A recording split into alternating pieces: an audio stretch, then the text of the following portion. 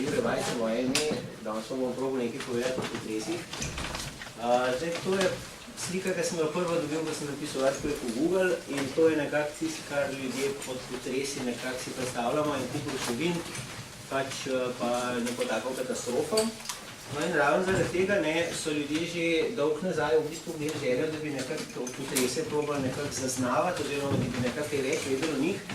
No in na Kitajskem je tale gospod Chang Hing sestavil prvi, v bistvu niti ni bil prav seizmometer, ampak merilnik nekako potresov. In sicer ga je tako dizajniral, da je imel tele zmaji, so držali neke krogle v svojih gobcih in potem ne bi kroglo spustili tisto kroglo, iz kjere smeri ne bi potres prihajal.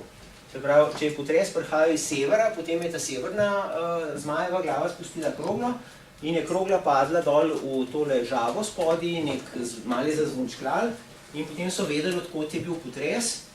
Zdaj, a je to legenda ali je to zares, naj bi enkrat res potem ta ena krogla padla in potem ni bilo nič. Pa ni bilo nič en dan, pa ni bilo nič 2 dni, pa so že vsi rekli, to nič ne dela. No, potem je pa prišel nek sev ali nekaj takega, kar so pač takrat imeli, da je 500 km v tisto smer, odkoder je tale krogla padla, res bil en zelo močen potres. Tako da naj bi pač detektiral te prihode potresnih valov.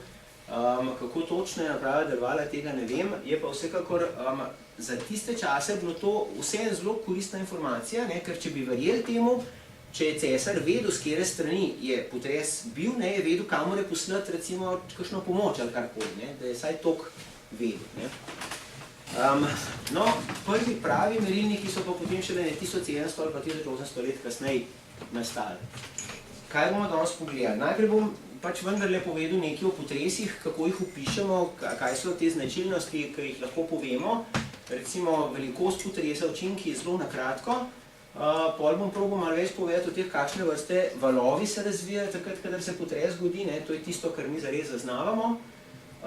Potem na koncu bi pa nekaj o cunamijih še povedal, zaradi tega, ker se mi zdi, da se da nekaj takega povedati. Mislim, da se da povedati tudi tako z malo fiske, da se da nekako razumeti, zakaj so cunamiji taki, kakor so. Še en učin, ki je tudi zanimiv, je pa utekočinjenje takega, bom pa v bistvu samo toliko predstavil, da te vedeli, kaj to je. Zdaj potresi, zakaj se dogajajo? Zemljina notranjost je precej bolj živahna, kakor bi tako na prvi pogled si mislili, ker vidimo gore, pa pač zemlja okoli nas deluje zelo statična.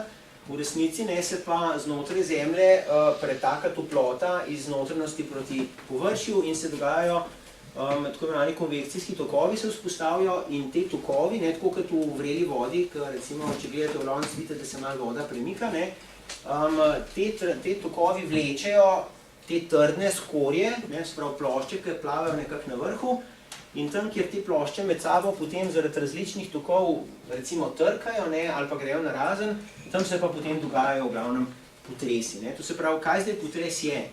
Zaradi tega gibanja v notranjosti se ustvarjajo napetosti med določenimi temi ploščami in pol takrat, kadar trenje med temi dvema ploščama ne zdrži več, takrat se pa premakne. In temu rečemo potres. To je zdaj najbolj nakratko povedano, kaj potres je. Zdaj recimo en tak primer, da vidite, da se to dogaja, da lahko tak simulacijo vidite tudi doma. Tole je slika hrbta ene moje omare. Jaz živim v eni hiši, ki ima lesene strope. In ko omaro postaviš, takrat nekako postaviš hrbet, v neprave kote vse naštimaš in potem malo časa mine, pa se malo tla posedajo in pola, vidite, tukaj sta v 2 polovici hrbta lepo poravnani, vse te črtice na tem lepilnem traku so vodoravne, potem pa čez čas se je pa zaradi tega, ko so tla malo nagnjena, ena stranica malo dvignila in je napetost je spet nastala, začela se je premikati in vidite, da prije potem do tazgale premika enega dela proti drugemu delu. In to je natančno isto, kar se dogaja pri potresih, samo da pri tej omari se je to dogajalo postopno, zato ker ni bilo vmes nobene take trdne stvari, ki bi to skupaj držala, samo ta lepilni trak, in se je to zgodilo brez potresa, samo počasi je bilo vedno bolj narazen, pa potem se je te črtice so se vendarle pretrgale, medtem, ker ta lepilni trak je pa malce ukrivljen. Pri potresu je pa tako, da se ta nekaj časa se, recimo tukaj delec stran od roba, pa delec stran od roba se premika, vmes se napenja, pa enkrat popusti in takrat se zgodi potres. In glede na to, kako so se te premiki zgodili, nekako ločimo pol 4 nekako značilne tipe potresov. Se pravi, če si predstavljamo, imamo neko plosko, kjer se zgodi ta premik in pa imamo eno reč, kaj na vrh, pa eno, kaj spodaj. Ti rečemo krovninski pa talninski blok, ampak to ni toliko pomemben. Zdaj, če si predstavljamo te dva bloka, kako se lahko nekako premakneta. Lahko se premakne zgornji glede na spodnjega v tej smeri, to sta tele dva spodnja primera, lahko se pa premakne v tejle smeri. In glede na to potem seizmologi oziroma geologi ločijo te prelome. Recimo, zdaj znam zakaj so, kako so imena, recimo tukaj vidimo, da je ta zgoren dol zdrsno, to je normalno, tako kot sneg, ki leti iz strehe. Temu rečemo normalni prelom, recimo, če je pa raven obratno, da pa ta, ki je zgori, še bolj gor gre, temu rečemo pa reverzni. In recimo hribi, recimo Himalaja ali pa Alpe, so nastali na podlagi tazga stika, to se pravi jadranska plošča rine pod evropsko in zaradi tega se pač guba tale zgoren del, če bi bila to recimo evropska, to pa jadranska plošča, se potem tam gorstvo naredi. Recimo taki prelomi, kakor so pa tele dveh sort, tazga srečate pa naprimer tudi pri nas, je pa recimo prelom, ki gre od Bovca, pa potem prek zahodne Slovenije dol do Snežnika, idrijski prelom, prelom, kjer se nekako največji potresi pri nas dogajajo, je pa, mu rečemo pa zmični, lepo po slovenski. Zdaj, da se vse to da odkriti, da se res take stvari dogajajo, je pa povezan s tem, kako grejo potem valovi potresni iz tazga potresa. Potres se dogaja zato, ker neke sile te dele zemeljske skorje skupaj tiščijo. In potem se spet izkaže, da če jaz recimo en blok takole stiskam, ne bo počut tako poprek. Niti ne bo počut takole, ampak nekako pod kotom približam 45 stopinj. Recimo na ZRMK, za Zavodu za raziskavo materialov, tam, ko obremenjujejo betonski blok, bo počut tako po diagonalah.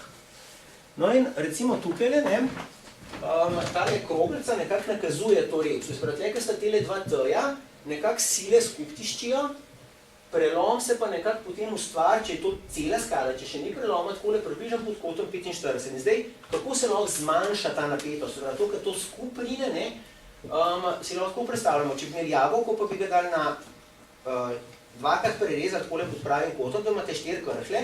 Če boste dva skupaj stiskali, boste šla te dva skupaj, one dva pa narazen, ampak to se lahko zgodi, vidite, tle na dva načina. Če tega pa tega skupaj stiskam, lahko ta zdrsne ob tej ploskvi, pa ta ob tej, pa gresta te dva tako skupaj, te dva pa narazen, lahko pa tudi stale ob tej strani zdrsne, pa ta ob tej. In samo iz tega, kako so se ti bloki premaknili, v bistvu ne moramo pol ugotoviti, na kateri strani se je zgodil, ali se je zgodil prelom na telem ali na telem, ampak lahko pa vemo, da se je na enem od teh dveh. No in kako se to na potresnih valovih vidi? Zemljo si lahko predstavljate tako kot struno. Struna, ki je napeta in takrat, ko se zgodi potres, je tako, kot da bi jo sprostili. Če si predstavljamo struno na kitari, jo držimo, pa jo pa spustimo in bo zanihala. Tako se tudi tla zatresejo in ko grejo te valovi na vse konce, vidimo iz tele slikce tukaj, da recimo na teh dveh področjih bo prvi premik, to se pravi tisti prvi premik tal nekako proti središču tegale dogajanja, medtem ko v teh dveh kvadrantih bo pa navzven. In zaradi tega, ko grejo valovi, to je zdaj enaka skica samo še v nekako 3D, vidimo, da na eni strani, ko bojo prišli potresni valovi, tisti prvi, najhitrejši, ko bojo prišli do potresnih opazovalnic, bo prvi premik v eno smer, na drugem kvadrantu pa v drugo smer. In iz tega, če pogledamo, kako se je to razporedilo okrog nekega potresa, iz tega potem lahko pogruntamo, kakšne sorte je bil tisti prelom, kjer se je potres zgodil.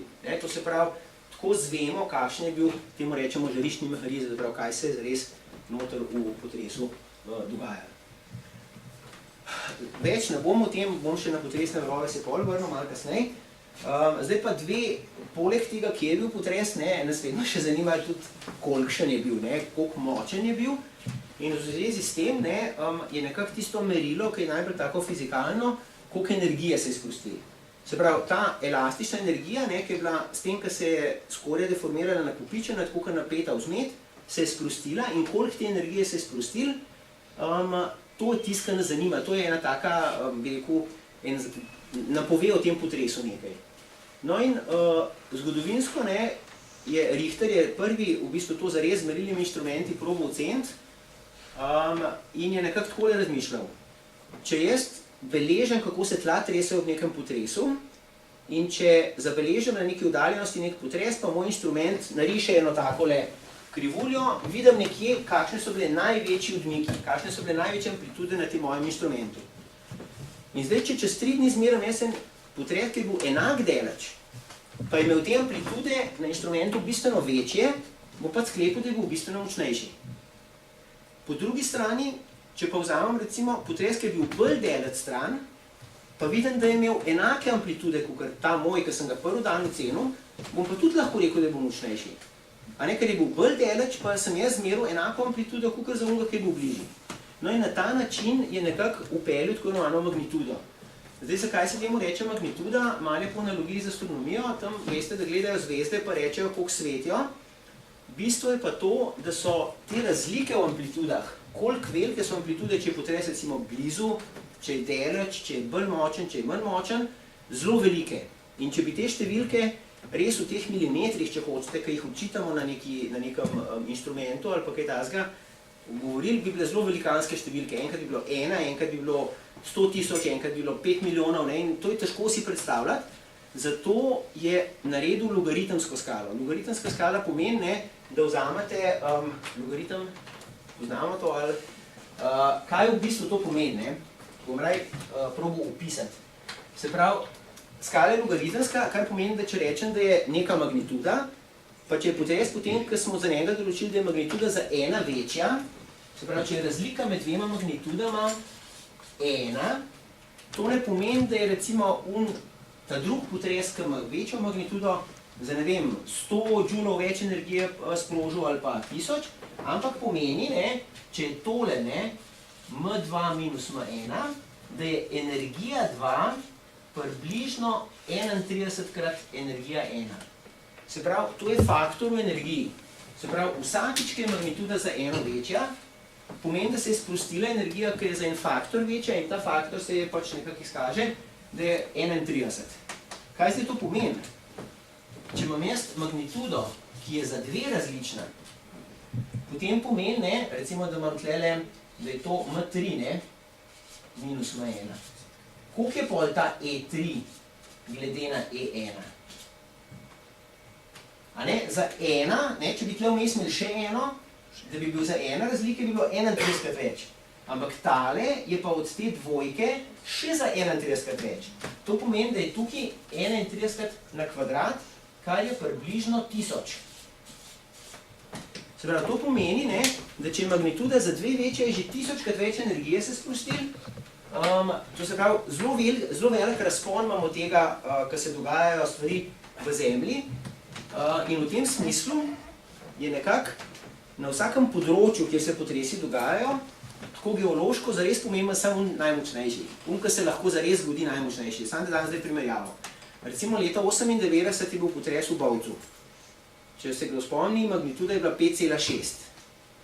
In ta potres, ki ima magnitudo 5,6, če bi hotel z manjšimi potresi doseči enake učinke, da bi se nekako stvari v Zemlji na enak način zgodile, recimo, če bi vzeli magnitudo potresa za 2 manjšo, to so magnitude 3,5, bi rabili takih potresov 1000, da bi bil isti učinek. Zdaj, magnituda 3,5 za Slovenijo je tako, da jo kar fajn opazimo. Recimo, takih potresov je v Sloveniji mogoče 5 ali pa mogoče 10, recimo, od leta do leta odvisen. Pa po celi Sloveniji, ne samo na Bovškem. To pomeni, da bi dosegli nekako isti geološki učinek, kot je en bovški potres naredil leta 1998, bi rabili teh malih potresov za, ne vem, 100 let ali pa za 1000 let. Tako da vedno tisto, kar spreminja nekako pokrajino, tisto, kar res je pomembno na vsakem predelu, je tisto največji potres, ki je pa pogojen s tem, kakšne prelome imamo, se pravi, kakšni so te prelome, koliko so aktivni, pa koliko so veliki. Mogoče tukaj še ena stvar velja omeniti, potres, mi vedno povemo, kje je bil, pa rečemo, ne vem, 5 km od Bovca, recimo. Potres v resnici ni točkasta stvar. Že ko sem razlagal, kakšne tipe potresov poznamo, sem rekel, da se premakne na neki ploskvi. In zdaj, ta ploskev, kjer se zgodijo te premiki, to ni tako 10 metrov ali pa 1 meter, ampak to je v kilometrih.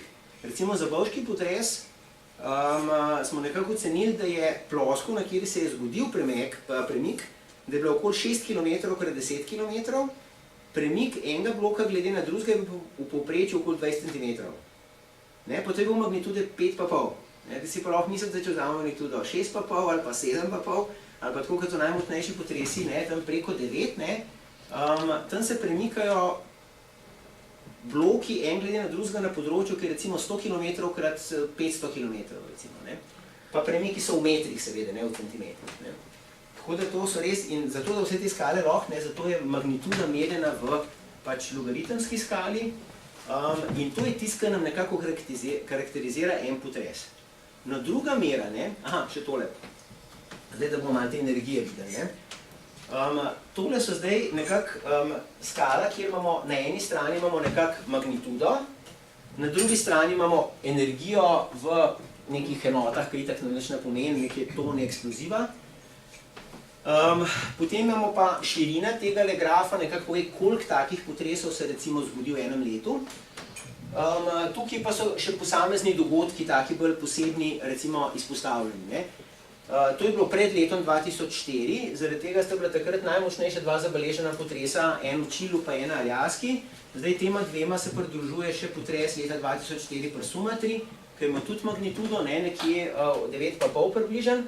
In vidite, trije so taki, ki smo jih zmerali v 100 letih, odkar merimo nekako potrese z instrumenti, ki so imeli magnitudo čez 9. Potem, če pa pol gremo k manjšim magnitudam, je pa tako, da nekako jih je vedno več. Tako da teh z majhnimi magnitudami, recimo v Sloveniji smo srečni, pa imamo nekako bolj tele potrese. Zelo redko so kakšni bolj močni, mogoče 4,1 na let, mogoče okoli 3, je mogoče 5-10. Tako da je podobno razmerje kot tukaj, samo da mi smo pri manjših številkah, kar je seveda za nas zelo v redu, da se pač poškodba ne dogaja. No, tukaj lahko sam še primerjavo z takimi dogodki, ki so pač druge sorte, ki niso potresi. Vidimo tukaj vulkanske erupcije so lahko zelo energetske, pa primerjava je s temi eksplozivi, to se pravi z bombami atomskimi, koliko približno energije sprostili v primerjavi z določenimi potresi. Tako da majčkeno imate eno oceno. No, zdaj, še to, če vmes kaj ni jasno, kar je verjetno, ko to hitro govorim, tudi čisto možno, me kar ustavite vmes, ni treba, da čakate do konca, pa pol, da se spominjamo, kaj smo že mislili. No, zdaj druga mera, ki jo večkrat slišite tudi po radiju, v zvezi s potresom, je pa učinki v nadžariščnem območju niso presegli 3. do 4. stopnje po evropski potresni lestvici. To je pa zdaj ta druga mera, včasih se je temu rekel Mercarijeva skala, to je pa tako imenovana intenziteta. Ta nam pa pove, kakšni so bili učinki potresa, ampak v določenem kraju. Se pravi, učinki bovškega potresa v Mariboru, učinki bovškega potresa v Škofji Loki. In te se pa spreminjajo seveda od kraja do kraja, niso za en potres povsod enaki in zaradi tega po radiju vedno povejo nekako največje ocenjene učinke in to je običajno nekje v bližini tistega, kjer se je potres zgodil. Za razliko od magnitude, ki jo zračunamo in ima lahko kjerokoli vrednost, načeloma tudi 15, samo takih potresov na Zemlji pač na srečo ne zaznavamo, je ta lestvica diskretna. To se pravi nekako glede na učinke, recimo, če je, učinek 2, če je druga stopnja, pomeni, da ga samo posamezniki v hišah čutijo, če so mirovali. Se pravi, nekdo, ki je šel blikar takrat, v kuhno, ga ne bo čutil, enkaj pa mirno sedel, pa knjigo bral, ga pa bo. In potem se to stopnjuje, recimo, vidimo, pri nas so nekako običajno tam 3 do 4, to se pravi toliko, da so ljudje ga res čutili. Vidite, recimo pri petki, ki je že močno, pomeni, da ga že večina čuti v prostorih, recimo, zunaj pa tudi še ne vsi. No in potem, če to nadaljujemo, nekako ta stopnja je, ta lestvica ima do stopne 12, 12 pomeni, da je totalno opustošenje in kakor vidite, je nekako narejena na zgradbah. Zdaj, prve te lestvice so bile narejene tako, da so samo rekli, toliko zgradb se poruši ali pa take poškodbe so. Potem pa so videli, da je seveda pomembno tudi, kako gradijo te zgradbe in je potem v lestvici vedno več teh pridevnikov dobro zgrajene ali pa na trdnih tleh ali pa na slabših tleh, kako se pač obnaša oziroma kakšne so posledice. Recimo prav en seizmolog Renato Vidrih se je pa veliko ukvarjal tudi s tem, kakšne so posledice v naravi. Je pa prav v Posoškem potresu tudi veliko raziskoval, kakšne so bile, recimo so se plazovi sprožili, se je recimo kakšen potok presahnil za nekaj časa, take reči, in na podlagi tega potem je tudi dodal k tej lestvici, da znajo nekako tudi oceniti, kakšni so bili učinki potresa. Ko prikazujemo, kakšni so bile te intenzitete posameznih potresov, je pri nas nekako v rabi, to je zdaj iz enega biltena iz Arso slika za potres leta 2004 v Posočju, da se nekako namesto, da bi se, a veste, tako kot pri temperaturah, ki imamo izoterme, recimo, če gledate napoved za vreme, pa je taka črta, pa piše 12 stopinj, pa je druga črta, pa piše 16 stopinj. To je ena možnost prikaza, kakšni so bili učinki. No, pri nas se raje držijo tega, da tam, kjer dobijo podatke, recimo, označijo, kakšne stopnje, glede na tiste podatke, je bilo na tistem mestu. In potem dobite tako bolj diskretno sliko, kjer se z barv še vedno vidi, tle je bilo največ učinkov, pa jih je bilo tle malo manj. Ampak recimo, samo za primerjavo, recimo, če bo res potres tle nekje v Posočju, do tukile, ali pa do tukile je približen enak delež, pa vidite, tle je vse bolj rumen, tle je pa še kar modro pa vijolično tudi, se pravi, je odvisno tudi od res nekako od razporeditve teh, kako se potresni valovi širijo, pa kakšne so tla, kakšni bojo učinki. Tako da ni samo od oddaljenosti odvisno, ampak še od česa drugega.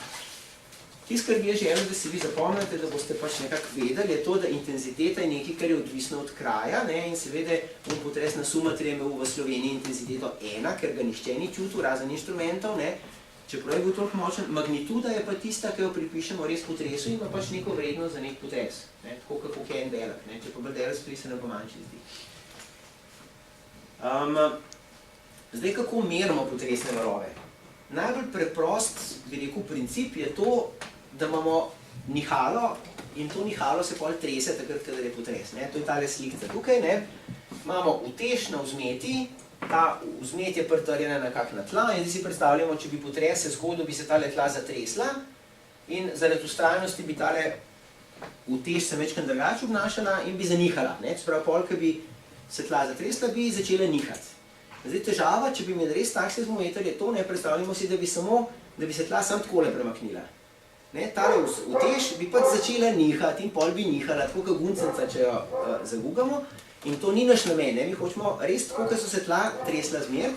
Zaradi tega ne vzamemo samo nihala, pa tukaj svinčnik gor prilimamo, pa rečemo, to bo na papir pisali, kako se tla tresajo, ampak dodamo še dušenje, to se pravi, nekako moramo to utež še v kakšno vodo pomočiti, kakšno ploščico, zaradi tega, da dobimo dušenje. Zakaj? Tako da, kot pri avtomobilu, ko imamo kolo, pa če zapelje v luknjo, tudi hočemo, da se pol avto gunca še 5 minut, ampak hočemo, da se takoj prilagodi, da se v bistvu tole, ta utež ves čas prilagaja, kakor se ogrodje premika, da so premiki potem v bistvu čim hitreje spet, da se ustavi. Tako da lahko naslednjič zabeleži, kakšno je tresenje tal.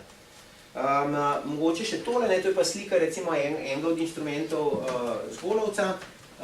Tukaj je utež, ta utež, kakor vidite, je takole na taki ručici, pa upeta je z dvema žicama in ta utež se premika samo v tejle smeri, kakor sta tele dve tuljavi tukaj, torej meri odmike v horizontalni smeri. To se pravi, vsak inštrument mer premika samo v eni smeri, navpično, vzhod-zahod, sever-jug, kakor pač postavimo. In če hočemo dobiti celotno sliko o tem, kako so se tla tresla, potem moramo imeti 3 take. In enega postavimo, imamo tako naslednjo slikco. Eden je običajno v smeri sever-jug, vzhod-zahod, pa eden v navpični smeri.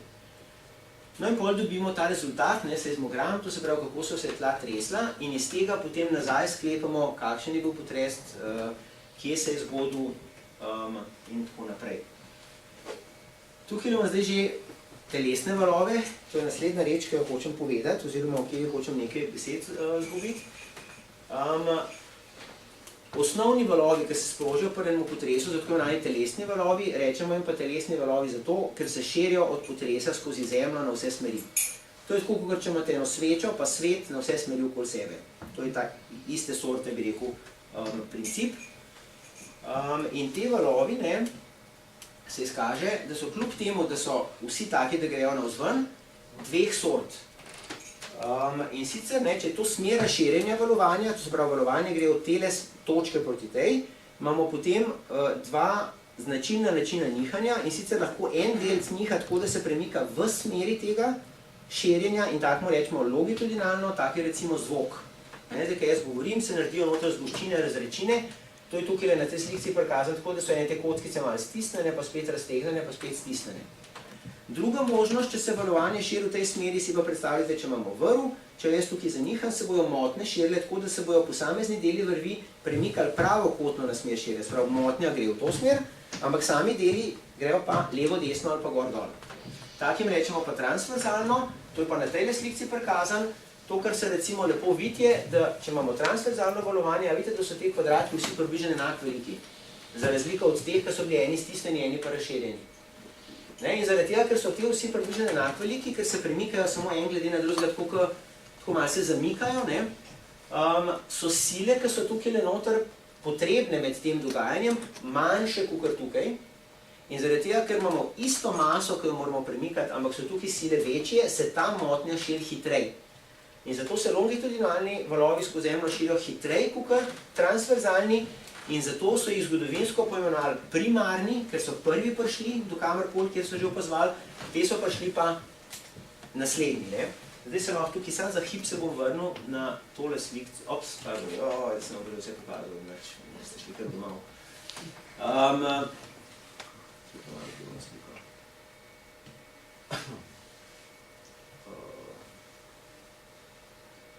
Zdaj pa ne posebno. To je mogo, sam nekaj sliko bi rad pokazal zaradi tega, da... No, tole. Zdaj, ko že vemo, da imamo longitudinalne pa transverzalne valove, lepo se vidi, če gledamo tele tri, čeprav to je gor-dol, sever-jug, pa vzhod-zahod, da imamo tukaj na prvem delu nekako ene sorte valove, tukaj se začnejo pa nekakšni drugačni. Vidimo, ker so večje amplitude pa tudi drugače izgledajo.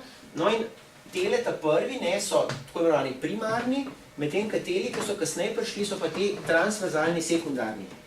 In iz tega, koliko eni zaostajajo za drugimi, lahko ugotovimo, koliko daleč je bil potres. Si predstavljate, imamo kolesarja pa mopedista, oba štartata z istega kraja, mi pa nekje ob cesti stojimo, pa vidimo, da gre mopedist najprej mem, čez nekaj časa gre kolesar. Več časa, ki je minilo vmes, dlj sta mogla štartati. Če sta štartala oba naenkrat iz istega kraja. To je čist isti razmislek.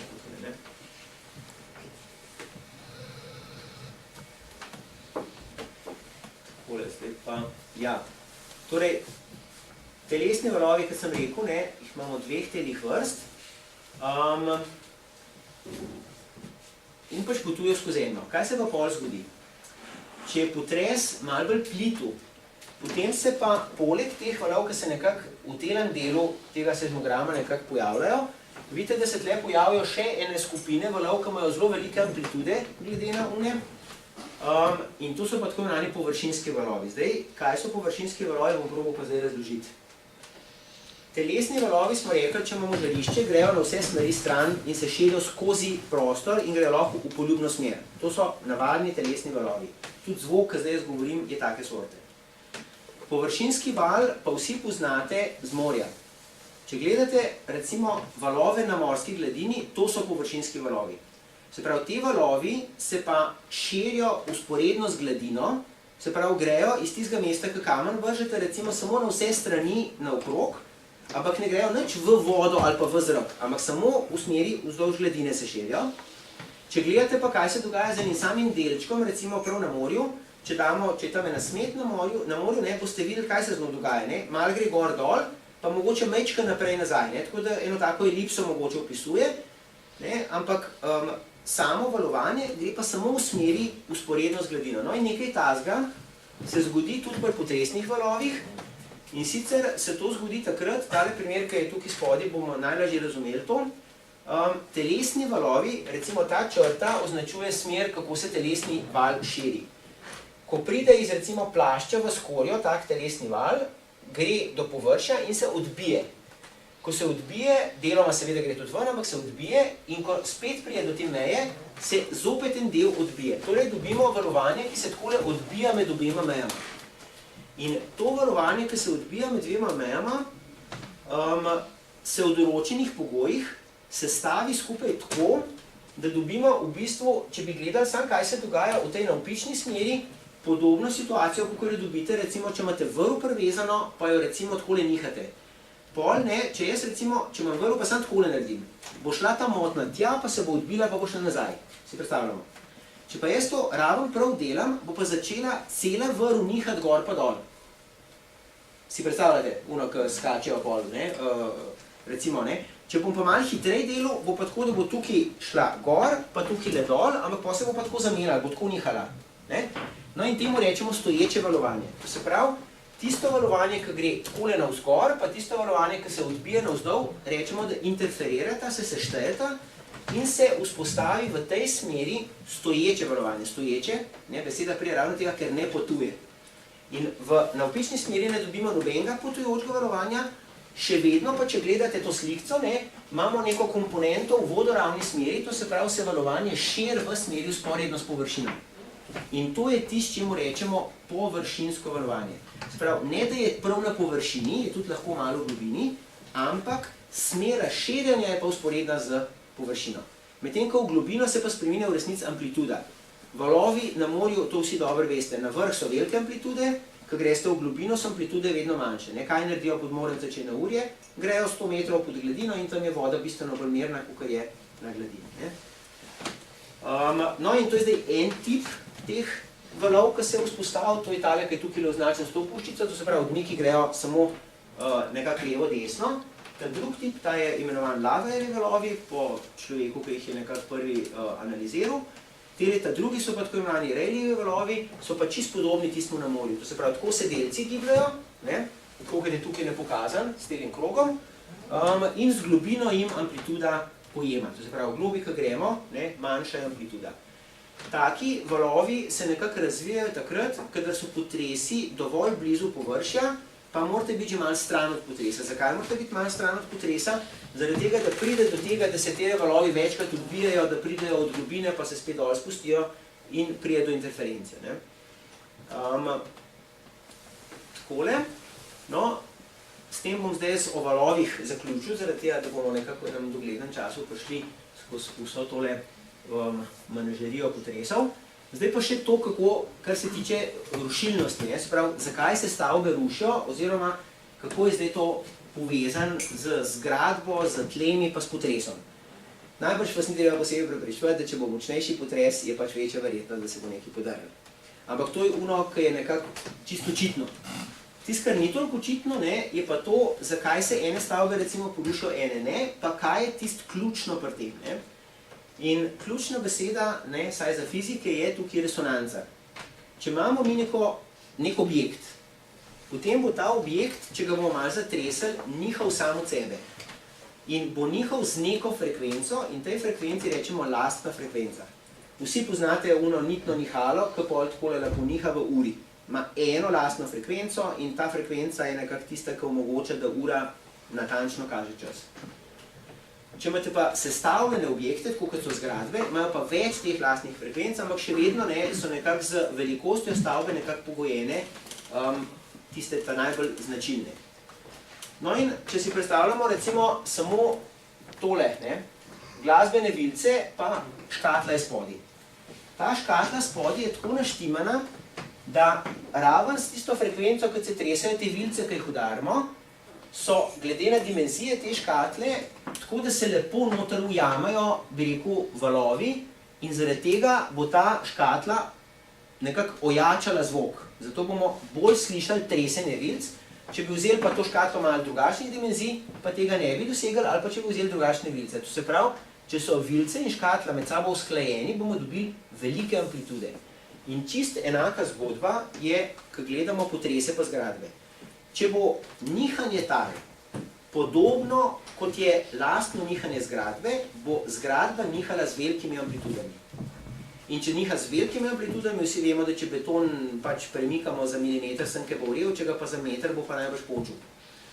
In to je tisto, kar povzroča poškodbe zgradb, v odvisnosti od tega, kakšno valovanje pride do zgradbe. Naslednja stvar, ki je pomembna, je to, če si predstavljamo, da je to zgradba, če bo zgradbo tresel gor-dol, bo to manj škodil zgradbi, kot če jo tresem levo-desno. Zato, če tresem levo-desno, vzbujam v bistvu transverzalne valove in bo začela ta stavba nihati levo-desno in se bo zaradi tega, ker je pač stavba običajno višja, kot je pa širša, posebej za visoke stavbe to velja, in se bojo potem odmiki, zato bojo hitro lahko veliki. Tako da zaradi tega so horizontalni premiki nekako bolj nevarni za stavbe. Pa še naslednja stvar, to je pa zdaj tale slikca, če imamo puding v roki. To je tako, kot če imate Ljubljansko barje v skali. Če bom jaz puding takole premikal, najbrž ne bo nič. Če ga bom malo tresel, je pa odvisen, če ga bom ravno prav zatresel, vsi vemo, da tudi, ko bom nehal tresel, se bo že kar tresel. Poznate to, ne? No, in isto se lahko zgodi, če imamo sedimente, nesreče pa v tem, da vsa mesta so v glavnem zgrajena tam, kjer je ravno, ne? Ravno je pa zato, ker so reke odlagale sedimente v neke kotline, v neke luknje. In če pride valovanje ravno tako, da lepo zaniha ta tla, bojo tla lahko tudi potem, ko bo šlo že to valovanje, še nekaj časa nihale. In zdaj, tako kot guncenca, če jo dolj časa poganjamo, se pač bolj zaniha, tako tudi stavbe lahko bolj zanihajo, če se tla bolj tresejo. Torej, če imamo tla, ki so raven uglašena z gradbo, to je pa najslabše. Torej, če imamo tla, ki imajo neko lastno frekvenco, ne vem, da nihajo s časom 2 sekunde, gor imate pa stavbo, ki ima nihanje čez 2 sekunde, pomeni, da in tla se bo fajn zatresla in to se bo fajn prenesel na stavbo. Tako da to je tisto, kar je potem lahko res hitro usodno. Ampak tega mi v bistvu naprej ne moramo prav zelo preračunati, zaradi tega, ker to, kako se bo tale puding zatresel v takem lončku, to še nekako mogoče bi šlo, če si pa predstavljate Ljubljansko barje, kakšne oblike je, pa kakšne nepravilnosti ima, pa kako zdaj tam zračunati, kako se bo tresel, tega pa v bistvu nekako ne moramo prav zelo. Ta slikca je pa samo za fizike, da pač tam, ko smo bili lastne frekvence, so amplitude zelo velike tistega, kar tresamo, tako da ne bi zdaj preveč v fiziko. No, zdaj pa še te obpotresni pojavi, da bomo še do cunamija na koncu prišli. Pred tem bi še pojav opisal, ki se mu reče utekočinjanje tal. Zdaj, ko sem jaz to prvi slišal, sem najprej mislil, da to je kakšen tako, potegavščina ali kaj takega. Ampak potem, ko pa človek slike vidi na internetu, kakšne filmčke, to, kaj se zgodi, enostavno iz razpok v tleh začne kar ven nekaj bruhati. Tist ni glih voda, ampak je recimo blatna voda. In kaj zdaj to je, takole nekako lahko to pojasnimo. Recimo, če gledamo običajne sedimente, ki so na neki trdni podlagi. Sedimenti pomeni, da imamo neke delce in te delci se tiščijo skupaj, vmes je pa običajno še kaj vode. Vedno imamo potalnico in ta voda je pač v teh porah in ker je trenje med temi vsemi koščki, tole vse skupaj stoji pri miru. Takrat, ko pa se potres zgodi, pa pride potresno valovanje, pa to red zatrese. In če jo zatrese dovolj, te koščki zgubijo stik en z drugim in se vmes ta voda kot eno mazivo začne pretakati in koščki skupaj z vodo se začnejo obnašati kot tekočina. In temu rečemo utekočinjanje tal. Zdaj, kje se te pojavi pogosto ali pa zelo pogosto lahko pojavljajo? Recimo, če imate pristanišča. V pristaniščih vedno kaj gradimo. In karkoli gradimo, pomeni, da nekaj nasujemo, naredimo čez asfalt, naredimo, pomole, karkoli. In vsi te nasipi smo jih mi naredili. In to gotovo še ni se v skalo spremenili, da bi se tista stvar, ki smo jo mi z unimi teptavci nekako skrb sestavili, še ni trdno in je te sorte. Pa če smo v pristanišču tudi vode dovolj, tako da se hitro lahko kaj takega zgodi. Recimo na Japonskem v mestu Kobe je bilo leta, mislim, da 95, en zelo močen potres, kjer je bilo pristanišče praktično čisto uničeno, ravno zaradi tega, ker je bilo narejeno v bistvu umetno, so bili narejeni razni pomoli in tako naprej in se je tisto vse potem utekočinili in so bile pa zaradi tega posledice zelo hude. No, sam kot primer, kako to vpliva, pa recimo tale slika, to je spet ena taka zelo znamenita slika, ki se v učbenikih kaže pa posod. Zakaj? Glejte, tukaj imamo 1, 2, 3, 4, 5 zgradb, ki so zelo podobne med sabo. Iz tega lahko sklepamo, da so bile te zgradbe približno na isti čas narejene. Se pravi, zgradbe so enake. Ko se je zgodil potres, vidimo, da niso se porušile te stavbe, pač pa se je tale čist prevrnila, tale se je skoraj prevrnila, ta se je malo nagrila, tele dve se nista pa skoraj nič ni opazno, da se kaj z njima zgodi. To je lahko ravno posledica utekočinjene tal. Se pravi, stavba stoji in ima neke temelje. Če se zdaj ti temelji, mislim ta zemlja okrog temeljev, v nekem trenutku spremeni v tekočino, se bo zgodilo to, kot če bi dal jaz leseno palco v vodo, pač padla bo. In hiša se prevrne, enostavno se prevrne, ker je pač nima to globokih temeljev, da bi bila trdna, mislim, da bi bila luskala ali kaj takega. In zdaj, očitno se tukaj to utekočinjenje tal ni prenehalo dovolj zgodaj in se je cela prevrnila. Tukaj so se očitno tla utekočinila, pa so se potem spet nekako strdila, da tako rečem, preden se je podrla. Na teh dveh mestih se pa očitno sploh niso utekočinila. Tukaj vidimo še eno stvar, ne? Temu rečemo lokalni efekt. Vidite, te stavbe so ena zraven druge, ne? Pa se ena prevrnila, eni se pa nič ni praktično zgodilo. Kako naj mi pol napovemo, kaj se bo za eno zgradbo zgodilo? Ne? Če so take lokalne razlike že toliko lepo pomembne. To se pravi, res napovedati, kaj bo za eno stavbo, ali pa sploh, da se lote take študije, ima smisel samo, če je stavba zelo pomembna. Ne? Recimo, če bi z tako študijo v Sloveniji delali, bi jo delali mogoče za jedrsko elektrarno Krško, ne? Da bi res hoteli vedeti, ampak tudi takrat moramo vedeti, ne samo kakšna je zgradba, pa kakšna so tla, moramo vedeti, če odkot pričakujemo, da bi lahko prišel potres, oziroma kje bi se zgodil, da vemo, s kjere smeri moramo potem naračunati potresne valove, da bi lahko ugotovili, kaj se pravzaprav lahko zgodi s tako zgradbo. No, zdaj pa cunami je še tole.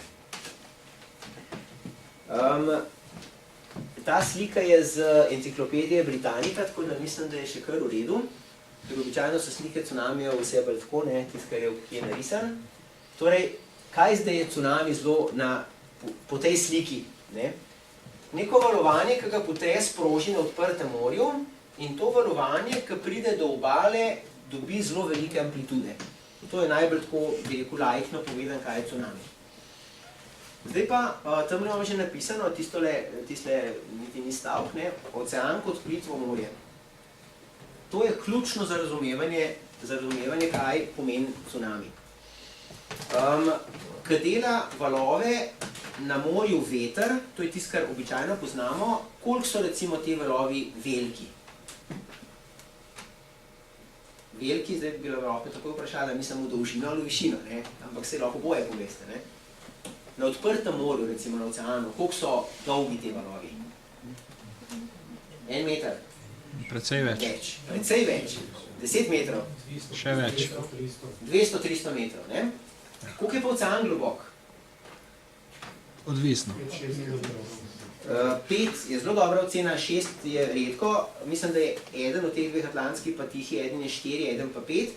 Seveda pa imate pa še jarke, kjer je večja globina, ampak zdaj govorimo o tem dnu, ki je vodoravno dno, koliko je približen plasti vode gor. Se pravi, če gledamo ocean, imamo globino 4, 5, 6 km, pa valove, ki jih veter dela, so dolgi 200 metrov.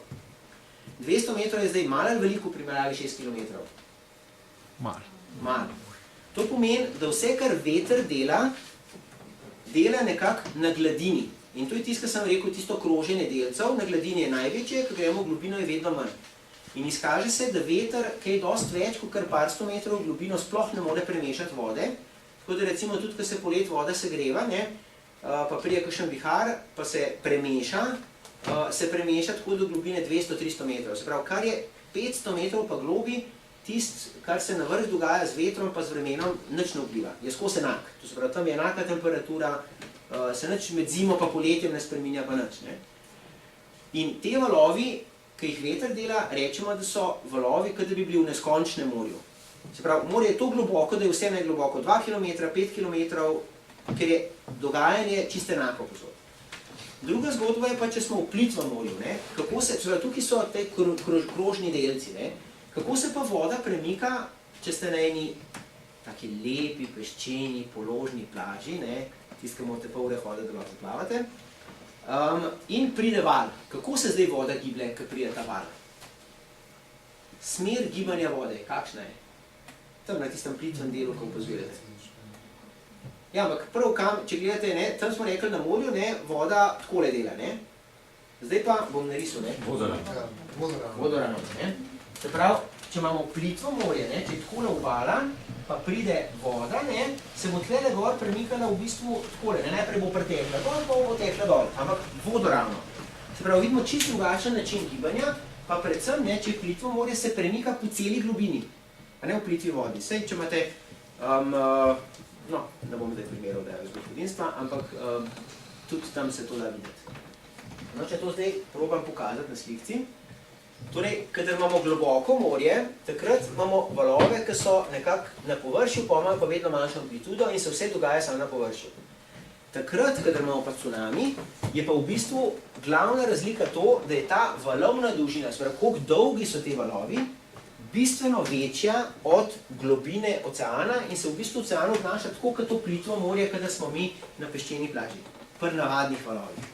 Kar pomeni, da se premika voda ne samo na vrh, ampak se premika po celi globini. In zdaj, če si predstavljamo z vidika energije, ne, tukaj imamo mi nekaj, kar se dogaja s to vodo sam na vrhu, tukaj imamo pa po celi globini, kar pomeni, da je te energije mnogo več.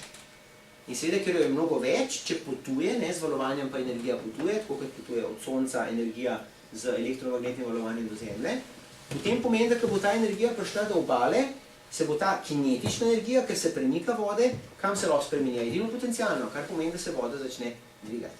To je zdaj najbolj na kratko, zakaj cunamiji so toliko uničujoči. Zdaj pa zakaj nastanejo, to je pa zdaj naslednji korak. Ne? Kaj preskočil tisto, bom povedal, vprašal. Tole je zdaj nekak schema potresa pri Sumatri, ki je sprožil velik cunami. Glejte, to, kar je tukaj narisan, je tloris preloma, kjer se je zgodil premik. Tukaj imate skalo, ne, to je 200 km. Se pravi, dolžina tega preloma, kjer se je zgodil ta premik, je nekje čez 1000 km, 1200-1300 km. Širina, ne, kjer vidite v tlorisu, da se je nekaj premaknil, je reda velikosti vsaj 100 km, ne, če ne 150. In premik, ki se je zgodil, ta potres ni mehanizem zraven narisan, pa vam jaz povem, ne, a vidite tukaj temno modro barvo, tukaj svetlo modro barvo v morju. Kaj to pomeni, kaj mislite? Ne, to se pravi, tle je morje kakšno? Globoko, tle je pa morje bolj plitvo, pa še otoke imamo. To pomeni, da smo v teli situaciji. To je morsko dno, pa imamo pa tukaj kontinent, oziroma višje dno. In ta plošča tukaj dol leze. Ne more je drugače, ne? Tako, kot če imamo dva lista enega pro drugo, kaj en začne enka dol lesti in očitno je to oceanska, ker je že tako nižji. In kaj se zdaj tukaj dogaja, kadar se zgodi potres, ne? Ta plošča se sem premakne, ta plošča se premakne relativno sem. In to pomeni, da se na morskem dnu zgodi nekaj tasga, ne? Takole najprej, to se pa tako zgodi. In to so potresi, ki lahko generirajo cunamije. Če se takole zgodi na morskem dnu, se ne bo ne zgodilo, ker se voda ne bo nikamor premaknila. Ne, voda se bo tle mogoče malo zapalala, ampak to je samo od viskoznosti, to ne bo kaj veliko. Če pa jaz dno dvignem, ne, bom pa tudi vodo, ki je nad tem dvignil. In kaj se je recimo konkretno tukaj torej zgodilo? Ne? Po celem tem področju se je dno dvignilo relativno glede na tega, seveda najbolj v prelomu, potem pa malo manj, za 10 metrov. Se pravi, premik v tem potresu je bil 10 metrov v povprečju, v dolžini 1000 km, pa v lateralni, ne, v tej smeri pa recimo za 150 km. Prav, nastala je stopnica, ki je bila tele visoka 10 metrov na morskem dnu in je potem seveda počas zgubljala višino, ampak ta dimenzija je bila pa 150 km. Se pravi, se je hipoma, no to ni čist hipoma, ampak v zelo kratkem času se je tole dno dvignilo in zdaj se je mogla ta voda, ki je bila višji, pretočiti na drugo stran. In to se seveda ne zgodi v hipu, to traja nekaj časa. No in tukaj pride zdaj naša današnja izpeljava, da bomo mi zdaj ta model nekako naredili, ne, kako zdaj tale, ne vem kaj mi je bilo, da sem že tiste rezultate tam gor pisal, ne, koliko hitrost cunamija bomo zdaj probali oceniti, oziroma saj več bomo probali skicirati, kaj se dogaja. Da sploh štarta cunami, se pol, kaj enkrat gre, pol smo že videli, da ko prije do obale, mora imeti pač veliko amplitudo. Torej, situacija je taka, po potresu imamo en del vode, ki je takole dvignen. Zdaj seveda bomo to škatlo aproksimirali, ne zaradi tega, da bomo sploh lahko kaj izračunali. In tle imamo zdaj dno. Ne bomo rekli, da je ravno, recimo, da je bilo prej tle štenga, pa se zdaj glih poravna. Se voda se je dvignila, to je bistveno. In zdaj tale dimenzija, tako v to smer je ta L, to je tistih 1000 km. Tale višina je na dnu 10 metrov, ne, zdaj recimo, da v povprečju nekaj metrov že mora biti tale H, ne. To bom shal naredil. Potem pa tale dimenzija, tlele, je pa smo rekli reda 150 km ali pa 200, zdaj moramo pa nekako to povezati z valovno dolžino. Prej smo rekli, da veter dela valove, ki so 200-300 metrov dolgi. Ne, kako bomo zdaj ta kvadr nekako povezali z valovno dolžino? Tukaj si bomo pomagali, ne? Če imamo res nek val, potem imamo hrib pa dolino. Kar pomeni, če tista naša škatla recimo tole predstavlja, pomeni, da je dolžina približno pol valovne dolžine. Se pravi, pol valovne dolžine je teh 150 km, kar pomeni, da je cela valovna dolžina 300 km. Se pravi, to je val, ne, ki je en hrbet je 150 km, pa je pa dolina 150 km. Ne. Dvigne se pa recimo 5 metrov. To je zelo malo, ne. Če bi človek kolesaril tega klanca, ne bi opazil, ne. Da bi se na 150 km 5 metrov dvignil, ne. Najbrž noben ne bi tega opazil. Torej, to je praktično vodoravno, tega ne moramo videti. Ampak vendarle je. In kaj se zdaj zgodi? Ta voda je dvignjena in ima seveda neko potencialno energijo. To potencialno energijo lahko relativno enostavno ocenimo. To je kvadr, ki je pač dvignjen. Masa tega kvadra je gostota krat volumen, to je masa, poprej pa še kratežni pospešek, pa kolikor smo dvignili. In koliko je zdaj ta voda dvignjena glede na ostalo vodo v oceanu? Bomo glede na gladino gledali, ker si predstavljamo, če ne bilo tega hriba, bi bila voda samo do gladine oceana, to je pa zdaj presežek, to je višji. Koliko je dvignjena? H polovic, bomo raje s simboli delali, ker jaz sem fiziko, pa ne številka, če se da. Se pravi, če je to recimo neka višina do polovice, zakaj? Zato, ker te koščki so dvignjeni za cel H, te so dvignjeni za nič, to se pravi povprečju nekako za pol ali pa lobi rekel, tam je težišče, če bi tako zelo fizikalno. H polovic. Koliko je volumen te vse vode, to je pa kvadr. Ta kvadr, tle smo rekli lambda polovice. Ta dimenzija L pa H, se pravi, to je gostota krat lambda polovic, krat L, krat H, krat G, krat H polovic. To je zdaj potencialna energija. Zdaj pa kaj se dogaja? Ta voda je seveda tle previsok. Zdaj bomo mi se ta že širil v to smer, recimo. To pomeni, da če hočemo, da se bo ta kup vode sem premaknil, si lahko mislimo tako, kot pri Nihalu, zdaj smo ga dvignili, zdaj smo Nihalo odmaknili, zdaj ga pa spustimo. Kaj se dogaja? Nihalo gre vedno bolj dol, pa vedno hitrej, pride v ravnovesno lego, pa zato, ker ima neko hitrost, začne pa na drug stran dvigati. In zdaj si lahko nekaj takega predstavljamo, da se tukaj dogaja, če se hoče ta hrib premakniti naprej, se mora voda, če si predstavljam tlele, čez to plosko, se mora voda pretočiti. Če se spomnimo, zdaj spet vzamemo tole dejstvo, da pri cunamih se giblje voda samo vzporedno z dnom. In edina možnost, če je tukaj presežek vode, je, da gre v to smer. Sprav, voda, ki tukaj se spušča, tukaj teče v to smer. In lahko ocenimo, koliko je kinetična energija te vode, vsa ta voda se je mogla tle čez pretočiti. Se pravi, v nekem trenutku, ko je glih ta voda vsa dol spuščena, se je vsa potencialna energija spremenila v kinetično energijo te vode, ki tle takole teče in ima neko hitrost V. In koliko je zdaj kinetična energija te vode? Resmo še globina oceana, da je D. Ena polovica, V kinetična, je ena polovica masa hitrost na kvadrat. Zdaj jaz to kar prevzemam, da veste, tisti, ki pa to je drugače v osnovni šoli, ne vem, če je še ta enačba, ni obvezna, se mi zdi, ampak zato, ker je kvadrat, ampak še vedno je pa vsaj kot izbirna vsebina.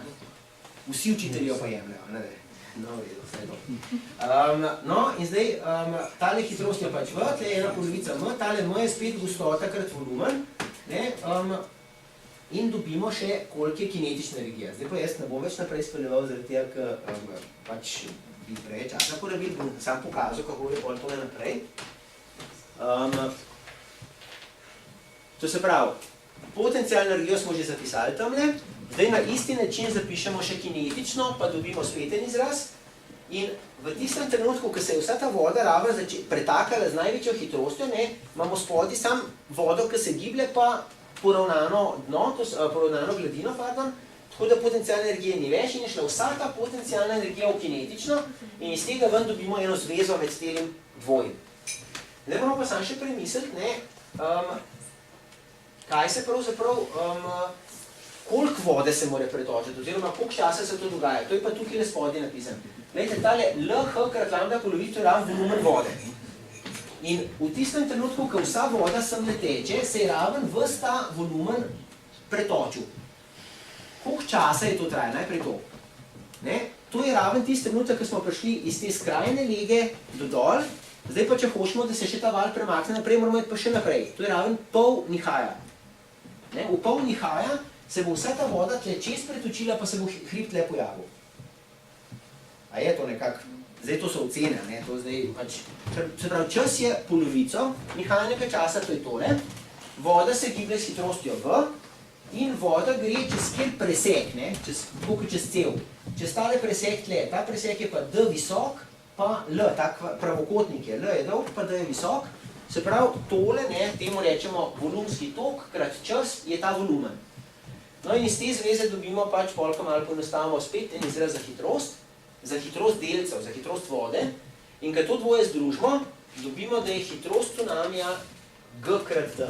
To se pravi, hitrost cunamija je odvisna samo od globine oceana, pa od težnega pospeška seveda, ne. Zakaj od težnega pospeška? Mora biti zato, ker teža poganja vse skupaj, ne. Zdaj pa pride odkritje, ne. To vse bi lahko ugonili. A je hitrost tej odvisna od tega, koliko je amplituda, če imamo neko motno, ki se širi po morju? Ne. A je kaj odvisna od valovne dolžine?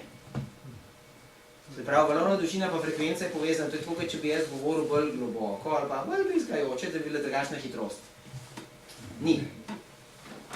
In kaj nam pol še ostane? Gostota bi lahko bila, gostota vode, pa seveda globina oceana, pa težni pospešek. In zdaj iščemo hitrost. Hitrost ima kakšno enoto? Meter na sekundo. Gostota ima kilogram na meter na 3. Prav kilogram. Potem imamo pa smo rekli še težni pospešek, ki ima metre na sekundo kvadrat, in pa v globino oceana, ki ima metre. Nikjer nimamo nobenega kilograma razen v gostoti, se pravi, gostota odpade. Ker na levi pa desni strani enačbe mora biti nekako isto. Ne, tle imamo pa hitrost. Se pravi, odpade gostota, ostaneta samo še G pa D. Zdaj, ko imamo pa enkrat samo še G pa D, tle imamo meter na sekundo, v G-ju imamo meter na sekundo kvadrat. Se pravi, mora biti pod korenom, pa samo še kam moramo meter, da se bo išlo. In ga damo sem gor. Zdaj seveda, temu rečemo dimenzijska analiza, ne, s tem ne moramo vedeti, če ni spredi še kakšen pi. Ne, tega ne moramo vedeti. Ne. Ampak se izkaže, da je v resnici res glih tale koren iz GD. Zdaj pa, če sem že to govoril o tej hitrosti, ne, dajmo pogledati, če kolikšna je. Ne. 4 km smo rekli, da je globok ocean, težni pospešek je pa 10 metrov v sekundi kvadrat. Če to zmnožimo, dobimo pod korenom 10 krat 4000, to je 40 000. In potem moramo koren iz tega narediti. 40 000 je 4 krat 10 na, a bom to vse zapisal, ne? 40 000, ne? Ja, 40 000 metrov na kvadrat v sekundi na kvadrat. In koren iz tega, ne, je iz šterke bomo dobili dvojko, iz 10 000 dobimo pa 100, a ne, 100 na kvadrat je 10 000. Torej vidimo, da je hitrost 200 metrov na sekundo. Se pravi, hitrost, kjer se ta gmota, ne ta gmota vode, ampak ta motnja širi čez ocean, je torej 200 metrov na sekundo, to je 720 km na uro, ne? To je malo počasneje, ko grejo potniški avioni, tisti, ki letijo čez oceane. Torej, z letalom bi lahko prehiteli cunami, ne? Se pravi, če bi oni iz Indonezije šli z avionom potniškim v Afriko, bi lahko njim povedali, ne, da ne se omaknejo, recimo, ne? No, in pol pa še en drug račun, ki ga pa res ne bom izpeljeval niti poskušal, je pa, kako se amplituda spreminja z globino. Izkaže se, da nekako tale četrta potenca prije zraven, se pravi, amplituda krat globina oceana in četrta potenca je konstanta, in če to zdaj uporabimo pri našem cunamiju, če je bila amplituda, takrat, ko smo bili na oceanu, približno 1 meter, recimo, pri globini oceana 4 km, pol če tole preračunamo, ko pridemo že blizu obale, ki je globina vode 5 metrov, bi bila tudi že višina tega vala 5 metrov. Zdaj, takrat seveda ne velja več približe globoke vode, ne? Oziroma, ne, plitva voda še vedno velja, ampak druge težave so. Namreč, kaj se pol še zgodi? Ko smo to bliz obale, je tudi globina manjša, in če je globina manjša, je tudi hitrost manjša. Ne? In ko je hitrost manjša, kaj se pol dogaja? Tista voda, ki prihaja zaradi, recimo, da prihaja voda kot hrib, ne, proti obali, ki gre proti obali, gre vedno počasnej. Ampak una, ki je pa še v globoki vodi, gre pa še vedno hiter in jo nekako lovi. In zato, ko jo lovijo, še bolj gor potiska. Ne? Tako da v bistvu te amplitude lahko tudi pri veliko manjši amplitudi na oceanu narastejo precej čez teh 5 metrov, ki sem jih zdaj tle naračunal. In razlog je v tem, ne, da imamo kinetično energijo, ki je razporejena po celem oceanu, na 4 km, potem se pa to v plitvi vodi na recimo 20-10 metrov globine, ta ista energija mora razporediti in seveda potem je potencijalna energija toliko velika in zaradi tega toliko dvigne vodo. No pa še nekaj tukaj vidimo, ne, ta strašna hitrost je na oceanu, medtem ko hitrost, ki smo v bližini obale, je pa bistveno manjša. Tako da,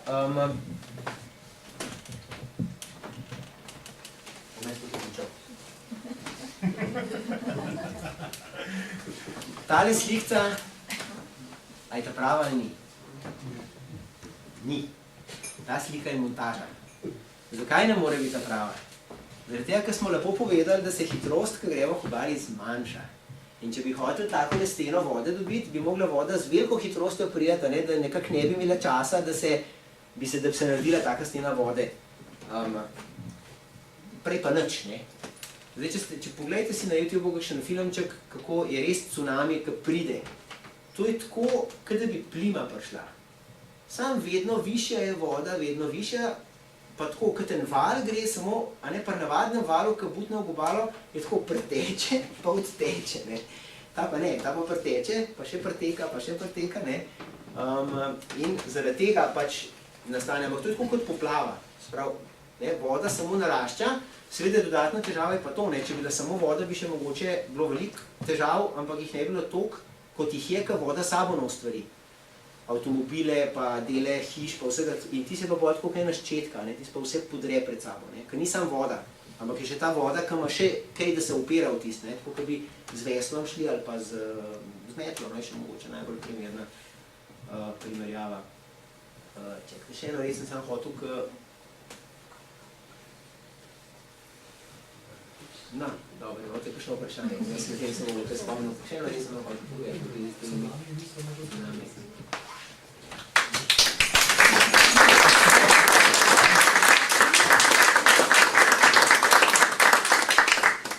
Zdaj pa kar vprašanje, res prosim, ima že kdo kakšnega pripravljenega? Če ne ga imam jaz. A imate? Ste mislili kaj vprašati, ne? Pa mene zanima, da se pravi, zdaj smo govorili o potresih. S potresi sem enkrat slišal, da se tudi tako, kot pač naredimo eksplozijo, pa pogledamo, koga smo slišali klepa, predvidevamo, kakšna so tla, a se s potresi se je ugotavljalo, kako je zemlja sestavljena? Ja, absolutno. Se pravi, potresi so pravzaprav edini način, da globoke strukture zemlje v bistvu lahko zaznamemo. To, kako se potresi širijo skozi zemljo, se pravi, zemlja ima jedro, pa ima plašč v najbolj grobi sliki, pa tukaj jedro ima še trdno jedro v sredini. Potresi, ki se zgodijo, ki so dovolj močni, grejo te potresni valovi skozi celo zemljo. In to, kako se širijo in kakšne vrste, recimo skozi tekočino, tako kot je recimo voda ali pa tako kot je tekoče jedro, ki je v tekoče železo, ki je v jedru, se transverzalni valovi ne širijo, ampak se širi samo longitudinalno valanje, tako kot zvok, recimo skozi zrak, ne moramo mi take motne narediti, da bi šel zrak takole, lahko ga pa stiskamo.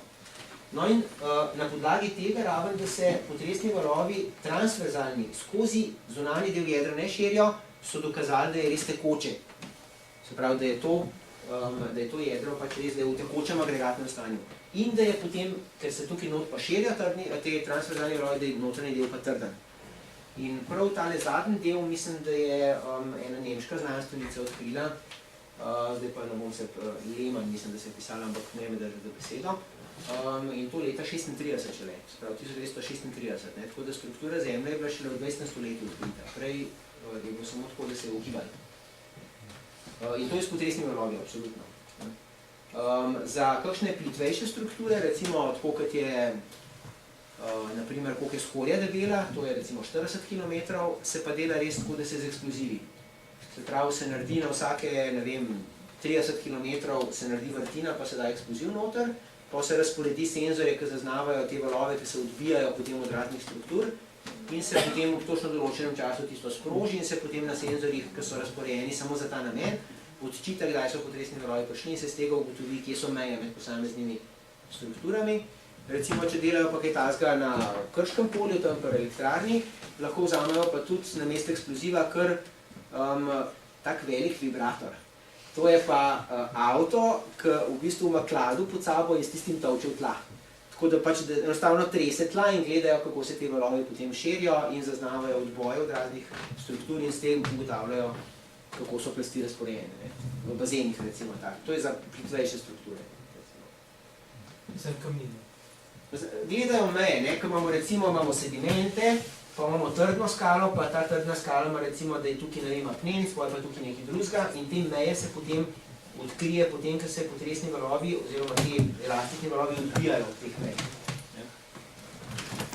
Če imate zdaj, ne vem, tukaj nekaj, kar seva, pa imate pa tukaj en senzor, tukaj en senzor, tukaj en senzor, gledate te odboje, ne, in potem iz teh odbojev lahko ugotovite, kakšne strukture. Kako? Interferenca teh odbojev. V bistvu gledajo večinoma kar niti ne interference, da bi gledali tudi, kako se med sabo seštevajo, predvsem, kdaj pridejo posamezni žarki do kakšne opazovalnice, ne. Ker recimo ti žarke se je odbil, če imamo recimo še eno mejo tukaj, ne, potem tisto valovanje, ki se je od te meje odbilo, pa je šlo sem, bo potrebovalo manj časa, kot ono, ki je šlo od tukaj, pa se je odbil, ne. In potem iz teh zaostankov nekako ugotovijo, kje so meje. To je seizmika, se reče temu, tej vedi, ki se s tem ukvarja. Pa to kombinirajo še, recimo, da merijo še težni pospešek, ali pa da merijo še kakšne električne meritve, da ugotovijo, kaj so te plasti. Ne samo mehanske lastnosti. Prosim, ja.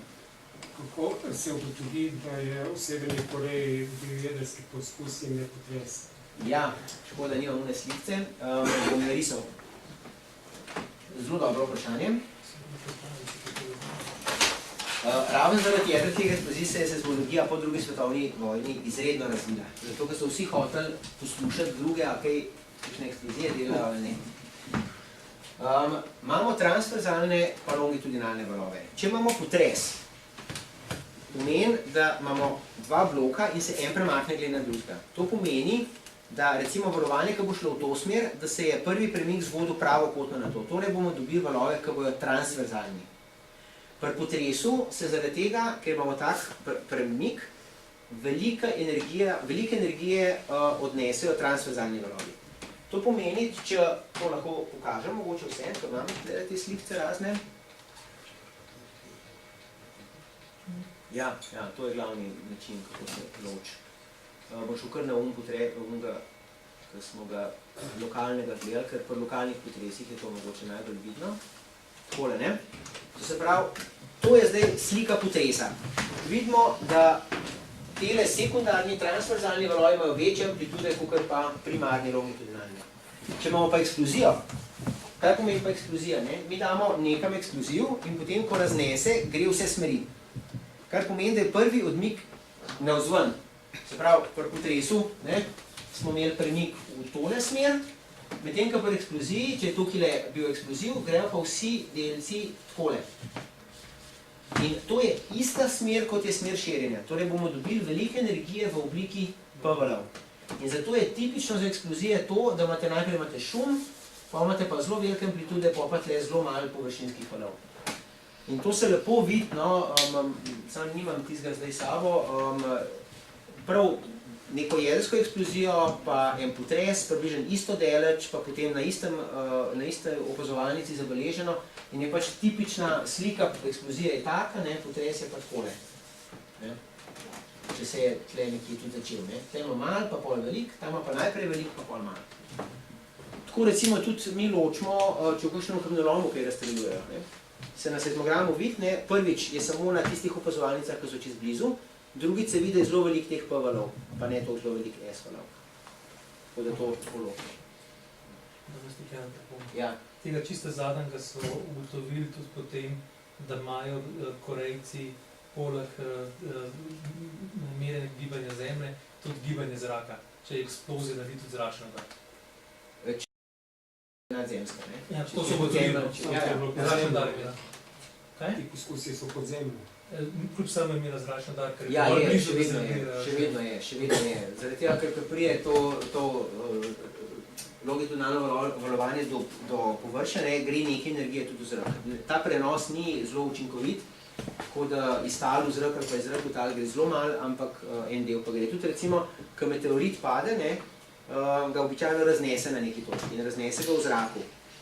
In se da tudi tiste treslaje, ki potem zaradi te eksplozije v zraku se naredijo na tleh, se da tudi tu ne zaznati, ampak je dosti šibko tisto. ne, ker pač je ta prenos energije zelo odvisen od gostot in gre taka velika razlika gostot, zaradi tega se pač malo prenese energije noter. Kakšno vprašanje? Ko ste meteorite imeli, kako pa gleda padec meteorita? Kakšen mehanizem ima? Kako bi to tudi? Ja, kako bi zdaj tukaj izgledali? Tega se pa zdaj ne upam napovedati. Jaz bi rekel, če imamo tukaj pač tla, pa če je meteorit recimo padel, potem bi jaz rekel, da na tem področju je bil pač pritisk takole. Se pravi, bolj podoben eksploziji po mojem, kot pa standardnemu potresu. Se pravi, je možno, da imajo Korejci sam... Smola, pa je meteorit padel. Sam pada, pa vse dole. Res, malo čudnega meni videl. Ja. Jedno vprašanje. Pa so malo takšni zeleni nogi in tudi delni, pa koliko časa preteče, pa kako se pa ve, kolikšne so pa hitrosti v različnih kameninah in ne vem kaj. Tega se sploh nisem dotaknil, zaradi tega, ker to sem hotel povedati v bistvu. Ja, hvala lepa. Hitrosti v različnih kamninah so nekako povezane, zdaj bom napisal enačbo, čeprav bolj ne bomo nič uporabljali, ampak vsem. Za tele P-valove hitrost je nekako lambda plus 2 to so ene elastične konstante deljeno z gostoto snovi, za transverzalne je pa v bistvu samo tale mi deljeno z rho. Zakaj sem to vse napisal? Zaradi tega, ker se iz te enačbe lepo vidi, tele konstante so vse pozitivne, gostota snovi je pač ista, če gledamo isto snov. Tale lambda pa 2 mi, ki tle seštejemo, je očitno precej več kot to, če so to približno enak velike količine. In zaradi tega je ta hitrost približno za faktor koren iz 3 večja od te. Hitrosti tipične so pa takole, tale alfa, recimo bliz površja Zemlje je približno 5,5 km v sekundi. Zdaj, kako oceniti, da je to mora biti velika hitrost? To so longitudinalni valovi, to je isto kot zvok.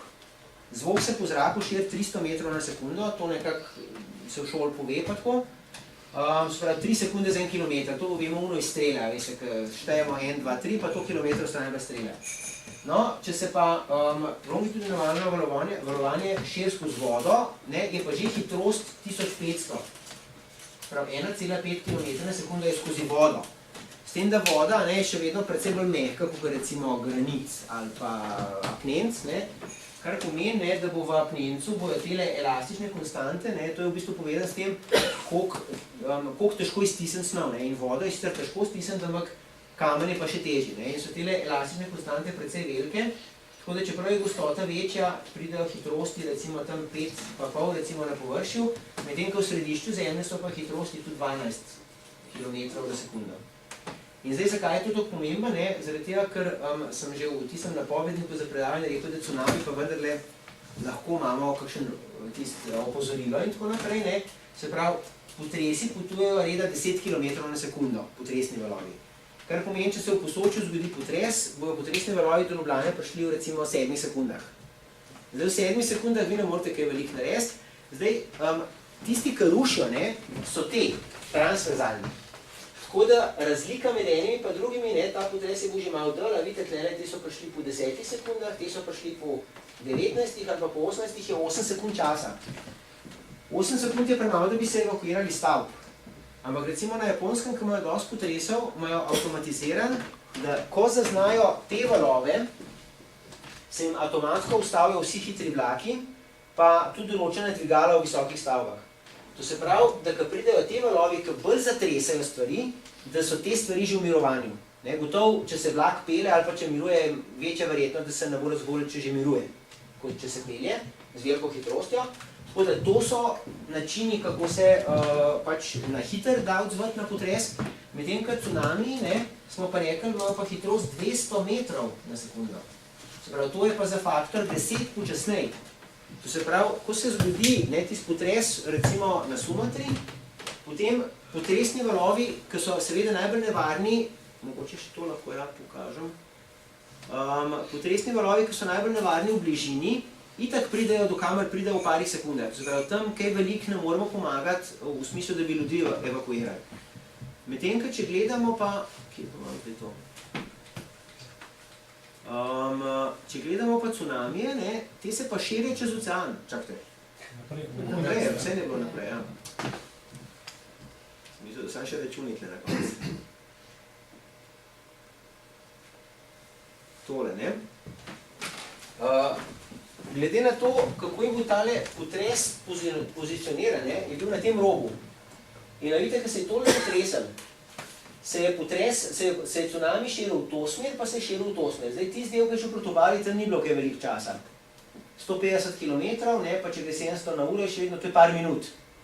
Medtem, ko ta val se pa potem širil tle čez ocean proti, tudi tle je seveda šel na en del, ne, proti Ceylonu, pa potem naprej proti Afriki, ne, je pa potreboval nekaj časa, se je letalo tudi leti čez ocean par ur. Se pravi, da je ta tsunami prišel do njih obali, menil recimo 3 ure. To je pa seveda dovolj časa, da ljudi evakuira, samo povedati, moraš pa vedeti, morajo kako ravnati. Ne, problem žrtev, ki so bile na drugi strani oceana, je bilo to, da niso vedeli, da bo tsunami prišel. Da ga niso pričakovali. Tako da za tsunami je vedno skoraj nekaj minut časa, če ste pa bolj oddaljeni, pa tudi lahko nekaj ur. Medtem, ko za potresno valovanje, pa ne, pa še nekaj, ne, tega tudi nisem omenil, če vržem jaz kamen v vodo, se valovanje širi na vse smeri in zgublja nekako amplitudo, vedno manjša je. Tukajle, kakor vidite, se je ta stopnica naredila takole, skoraj v ravni liniji. Kar pomeni, da se je valovanje tukaj širilo v to smer, v to smer, v to smer, samo tukaj na vogalu se je širilo malo tako navzven. Kar pomeni, da so bile valovne fronte takele, ne? Če je to predon, so bile valovne fronte takele. In to pomeni, da se je tlele valovanje širilo skoraj čisto naravnost in se nič ni razširjalo. Kar pomeni, da tudi amplitude ni nič zgubljeno. Če jaz govorim v zrak, gre to čez vedno večje ploskve in pada z R na kvadrat. Če vržem kamen v vodo, se širi v takih krogih, kar pomeni, da se samo obseg tega kroga veča. Recimo na ladjah pa govorijo o cevi. Zakaj govorijo o cevi? Ja, zaradi tega, da se zvok širi sam po cevi. In če se širi sam po cevi, skoraj nič amplitude ne zgublja. In v tem primeru, ko smo imeli tukaj, tudi kako bi če imeli 1000 km veliko prečko, ki bi malo pobazali vodo v eni kadi, ne? Tle bo šla čisto naravnost. In zaradi tega, ker ne zgublja velike energije, se amplituda ni zmanjšvala po poti, koliko če bi kamen vrgel v vodo. Še ta efekt je, ne? Zato tudi pol, ko je prišlo toliko daleč, kakor je Afrika, je imel še vedno velike energije ta val. Samo vprašanje, kaj pa viskoznost vode? Viskoznost vode tukaj ne igra vloge, zaradi tega, ker se to v bistvu, to gibanje posameznih plasti vode, eno glede na drugo, so zelo majhne relativne hitrosti, ker se kot celota v bistvu premika. Ne? To je tako v kopalni kadi, recimo, ne, če na eni strani recimo, se usedete, ne, pa bo na drugi strani pluskne, ne, to viskoznost tukaj nič ne kaj dosti. Par 1000 km do Afrike. Ja, vse v bistvu je to dobro vprašanje. Takole je. Ko imamo valovanje, pa se duši. Vsako valovanje se tudi duši, ne? S tem je povezana viskoznost.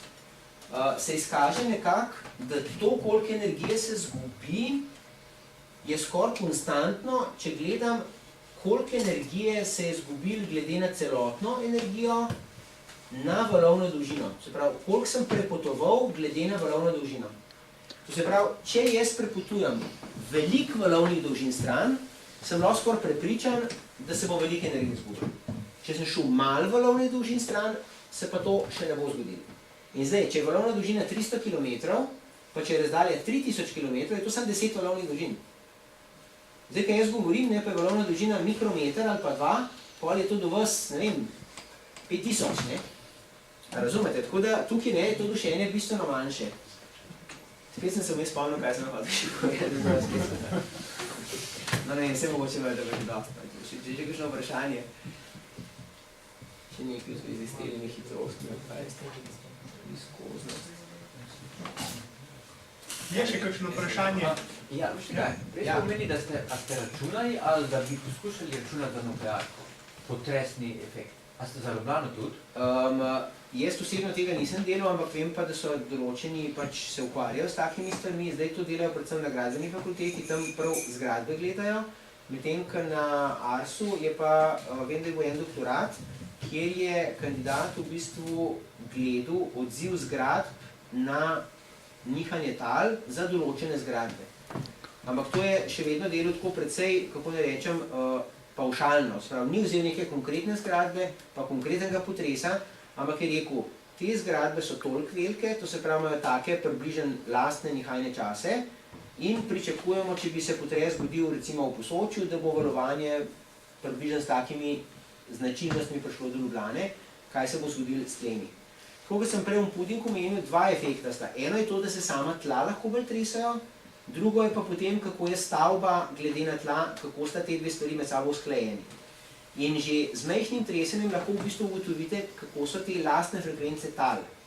In če imate stavbo postavljeno na tleh, kjer je lastna frekvenca tal, pa stavba je podobna, to ni dobro. V tem smislu je bila ta raziskava. Bolj konkretno pa ne. In tudi za jedrsko elektrarno, ne vem, če je bilo prav zares narejena simulacija, da bi simulirali, kako se bo zgradba tresla, ampak samo Krško polje kot tako, vem, da so ga preiskovali, da so gledali, kakšne strukture so tam, da so kakšni prelomi, ki bi lahko bili potencialno aktivni. Ne vem, če so pa te simulacije prav delali, kako bi se odzvala na potres. Pripombo, gradnja sem Ja, kar. Nuklearka se je gradila takrat, ko praktično še ni bilo računalnikov. No. Zmogljivost računalnikov je bila taka, desetina zmogljivosti naših mobitelov. Tako da nuklearka se definitivno ni računala. V zadnjem cajtu pa dvomim, da so karkoli računali, se pa trenutno računa na to jedrsko odlagališče. Trenutno zahteve za rečemo osebni računalnik se računa 100x100 metrov, veliko področje pa računa približno teden dni potres. Tako da to so zelo... Kaj bi se zgodili, ja. Ja, zelo dolgi računi, tako da to ni običajno. No, to je moja taka prvih objektov, ki se dejansko računa. Ja, to se v bistvu tako naredi, da se vzame, kot da je potresno valovanje prišlo po tistem kamnitem delu, pa se pa pogleda, kakšen je sediment, pa se gleda, kako se bi sediment odzival in to se modelira. Ne? In zdaj, najbolj preprost model je, da vzamete, da je samo 1D, da se samo z globino spreminja, pa vzamete 2D, da se spreminja z globino, pa še recimo v smeri širjenja. 3D pomeni pa, da gledate še, kako se lateralno spreminja in to vsaka taka stopnja, ki jo dodate, pač pomeni, da se število točk, ki jih morate preračunavati, poveča za en faktor in to je pač zelo časovno zahtevno, kar se računa način. Se pa dela to pač načeloma. Ampak 2D, jaz vem za 2D simulacije, 3D, mogoče, ja, za 100x100 metrov, mogoče, ja. Ker pol je tudi vprašanje, veste, koliko imate dobre podatke, ne? Če boste vi s tako natančnostjo delati, morate tudi strukturo poznati. Morate vedeti, kako bazen tam poteka, kako so sedimenti, kjere snovi so noter, kakšne lastnosti imajo. Nima smisla zelo natančno računati, če nimate podatkov. Natančnih, ne? Ker pol je tista Jih nimamo za Ljubljano. Ljubljana je preveliko območje, to bi kvečem Preveliko. Ja. Če je nekdo na Barju doma ali pa nekdo v Šiški, je kdo bolj izpostavljen, tega se ne ve. Ne, to pa obstaja kar ta. Načeloma, ja. Načeloma je pač Barje najmehkejše. Zdaj ta procavski je že boljši, tisti, ki imajo pač kaj na skali postavljeni, je pač najboljši. Tako da tudi, če imate na Barju, pa imate na Osamelcu, hišo je v redu, ker ste na skali. Ampak pol je še drug problem, ne. Če gledate recimo te lokalne efekte, tako kot sem prej za une hiše pokazal. Aha, ni več.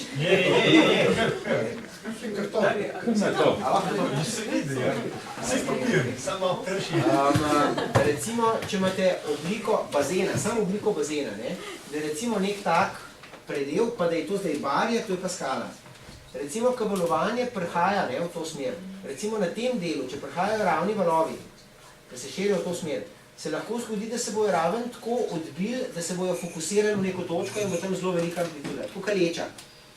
Na tem delu, če bojo prišli ti ravni valovi, se bojo pa zaradi tega, ker je tako izbočen, ta se bo recimo nazaj odbil, ta se bo sem odbil, ta se bo še bolj sem in bo pa defokusiral se. Tako kot zbiralna leča ali pa razpršilna leča. Te meje lahko in seveda, če je potres te strani prišel, je to tako. Če je prišel pa z druge strani, je pa spet drugače. Tako da, če hočete take simulacije delati, morate res vedeti, odkot prihajajo potresni valovi, pa kakšno imate strukturo, da bi lahko potem bila ta simulacija, kakor to, recimo, da ji zaupate pol.